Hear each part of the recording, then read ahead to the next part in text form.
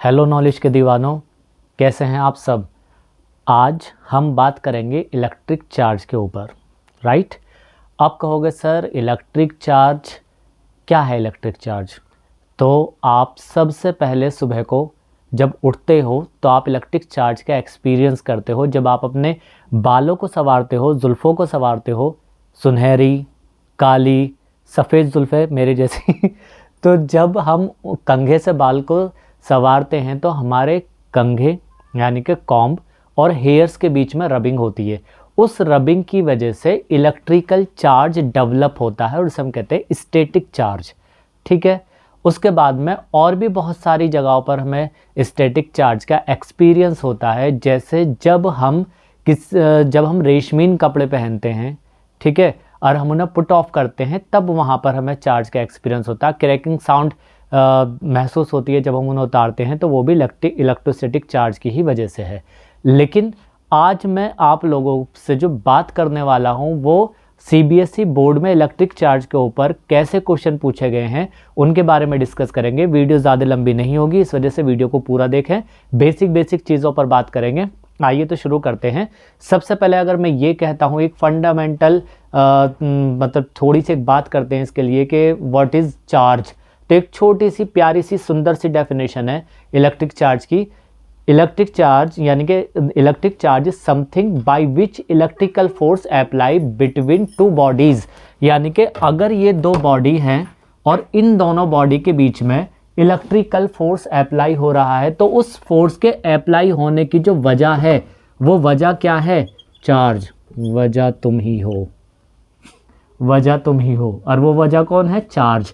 अगर माना suppose positive charge, आप जानते हैं कि like charge repel each other, unlike charge attract each other. अब बहुत सारे क्वेश्चंस का भंडार है। आगे जैसे जैसे वीडियो आती रहेंगी आप लोगों को मैं बताता रहूँगा। एक क्वेश्चन ये भी है, मैं भी आपको बताता हूँ। कमेंट्स में आप मुझे बता सकते हैं लाइक चार्ज रिपेल क्यों करते हैं और अनलाइक चार्ज अट्रैक्ट क्यों करते हैं। इनके पीछे क्या कोई रीज़न है या फिर हम वैसे ही जिसने कहा हमने मान लिया, कहा चलिए लाइक चार्ज रिपेल करते होंगे, अनलाइक चार्ज अट्रैक्ट करते होंगे। लेकिन क्या इनके पीछे कोई रीज़न है तो आप मुझे कमेंट में बता सकते हैं। अब मैं अपने पॉइंट्स पर आता हूँ। देखिए, अब से पहले बोर्ड सीबीएसई बोर्ड में एग्ज़ाम में क्वेश्चन पूछे गए हैं और एक क्वेश्चन ये आया था Q1 Q2 greater than 0। Right. Charge की मतलब ये चार्ज का भी पार्टिसिपेशन है इसमें और फोर्स का भी पार्टिसिपेशन है।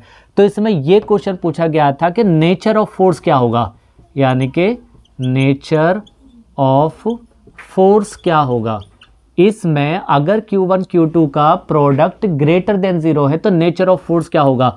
Sir ji nature of force क्या बताएं। नेचर तो हमारा बहुत अच्छा है। ओके नॉलेज के दीवानों, मैं जानता हूं आप सबका नेचर बहुत अच्छा है, लेकिन इनका नेचर आप मुझे बताएं क्या है। अच्छा चलिए ठीक है, मैं ही बता देता हूं। Q1 Q2 ग्रेटर देन 0 का मतलब क्या है। इसका मतलब ये है बच्चों, नॉलेज के दीवानों, ये Q1 Q2 का जो प्रोडक्ट है वो 0 से बड़ा है। अब ये 0 से बड़ा कब हो सकता है आप बताइए ज़रा, सोचिए, थिंक कैसा होगा 0 से बड़ा। ये 0 से बड़ा तब होगा जब दोनों चार्ज एक जैसे होंगे, दोनों चार्ज लाइक होंगे। सपोज कीजिए ये भी चार्ज पॉजिटिव और ये भी चार्ज पॉजिटिव और इन दोनों का हम प्रोडक्ट करते हैं तो वो भी पॉजिटिव, और पॉजिटिव ग्रेटर देन होता है 0। राइट। और जब ये पॉजिटिव आ गया ग्रेटर देन 0 तो बताइए फोर्स कैसा होगा। दो चार्ज एक जैसे हैं तभी पॉजिटिव। आप कहोगे सर बिल्कुल हम मान लिया आपकी बात, लेकिन सर अगर हम निगेटिव ले लें एक चार्ज और दूसरा भी हम निगेटिव ले लें, बिल्कुल ले लीजिए आप। निगेटिव इंटू निगेटिव क्या बना आपका? पॉजिटिव, और पॉजिटिव भी ग्रेटर देन 0 होता है। तो अब आप मुझे बता सकते हैं इस कंडीशन में नेचर क्या हुआ फोर्स का। जब दोनों एक जैसे चार्ज होते हैं, लाइक चार्ज होते हैं, तो नेचर क्या होता है फोर्स का बताइए। बिल्कुल सही बात, किस चीज का? रिपल्शन का। ठीक है, रिपल्शन। Okay good. अब एक क्वेश्चन पूछा जाता है इसके ऊपर कि Q1, ये यहां तक हमारी बात कंप्लीट हो जाती है। एक पूछा जाता है Q1 Q2 less than 0। Sir जी हम कभी 0 से कम नहीं रहते। बिल्कुल सही बात है, हमारे देश ने ही 0 का आविष्कार किया था, इसी से सबकी वैल्यू है। जानते हैं ना आप नॉलेज के दीवानों, हमारे देश ने ही 0 का आविष्कार किया था। ठीक है, okay. Q1 Q2 less than 0 है। अब इसका क्या मतलब है, यहाँ पर अगर मैं पूछता हूँ नेचर ऑफ फोर्स क्या होगा, नेचर ऑफ फोर्स, तो यहाँ पर नेचर ऑफ फोर्स लगाने के लिए यही आपको मेथड लगाना होगा। ये लेस देन 0 कब होगा, जब इस Q की वैल्यू या तो माइनस हो और इस Q की वैल्यू या प्लस हो, दोनों की मल्टीप्लाई कीजिए, हमें क्या मिलेगा, माइनस, और माइनस लेस देन होता है 0 से। अब यहाँ पर आ जाइए, दूसरी कंडीशन, सर नहीं मैं तो प्लस से लूँगा, माइनस से लूँगा, बिल्कुल हम आपकी बात को मानेंगे। आप प्लस इसे ले लीजिए और माइनस इसे ले लीजिए, अब भी क्या आएगा, माइनस ही आएगा, और ये लेस देन हो गया 0 से। तो बच्चों, नॉलेज के दीवानों, ठीक है, तो इसका क्या हुआ बताइए, अट्रैक्शन का, ये दोनों क्या करेंगे, अट्रैक्ट करेंगे, और ये जो फोर्स होगा ये कैसा होगा, अट्रैक्शन का होगा, राइट। ये आपको पॉइंट क्लियर, बिल्कुल बढ़िया, स्क्रीनशॉट आप इसका ले सकते हैं, गुड। अब चलते हैं दूसरे क्वेश्चन की तरफ। कभी कभी आपसे पूछा जाता है कि Q1 Q1 plus Q2 is equal to 0, ये क्या शो कर रहा है, तो ये शो कर रहा है कि Q1 एंड Q2 इक्वल तो हैं बट अपोजिट इन नेचर है, अपोजिट इन नेचर।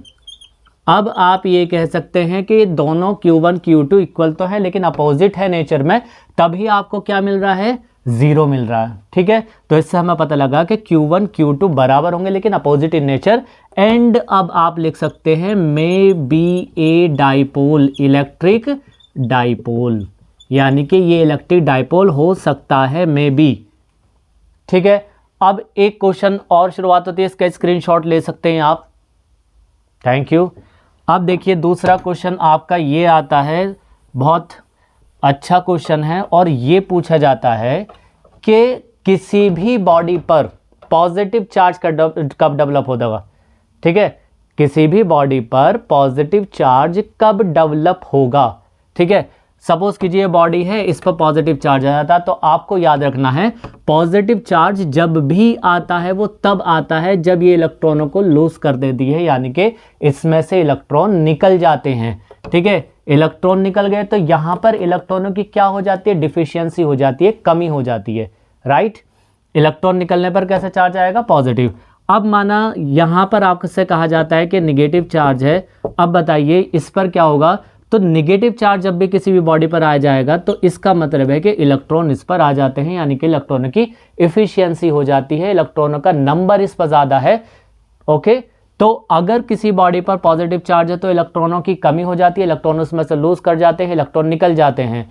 अगर किसी बॉडी पर निगेटिव चार्ज है तो इसका मतलब ये है कि इसमें इलेक्ट्रॉन आ जाते हैं, ठीक है, इलेक्ट्रॉनों की इसमें अधिकता हो जाती है, यानी कि इलेक्ट्रॉन इसमें बढ़ जाते हैं, इलेक्ट्रॉनों का नंबर ज़्यादा हो जाता है, राइट। अब आपसे अगर पूछा जाए तो ये बात आपको ध्यान रखनी है, सिंपल सी बात है। लेकिन अब इसमें बोर्ड क्या पूछता है, इंपॉर्टेंट टॉपिक क्या निकाल के लाता है इसमें से, बच्चों को कंफ्यूज करने की वजह से, कि अगर किसी बॉडी पर पॉजिटिव चार्ज है तो इसके मास पर क्या इफेक्ट पड़ेगा, ठीक है।